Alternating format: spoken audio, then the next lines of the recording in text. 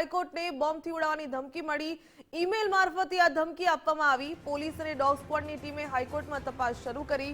સમગ્ર હાઈકોર્ટ પરિસરમાં ચેકિંગ શરૂ કરી દેવામાં આવ્યું। વધુ વિગત મેળવીએ સંવાદદાતા રાહુલ ત્રિવેદી પાસેથી। રાહુલ, ગુજરાત હાઈકોર્ટને બોમ્બથી ઉડાવી દેવાની ધમકી મળી, વધુ શું વિગત?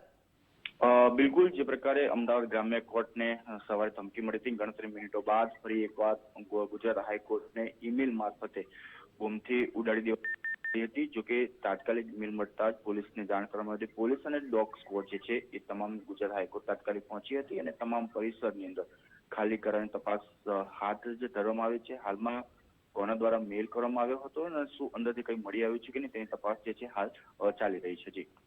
જી ધન્યવાદ જાણકારી બદલ।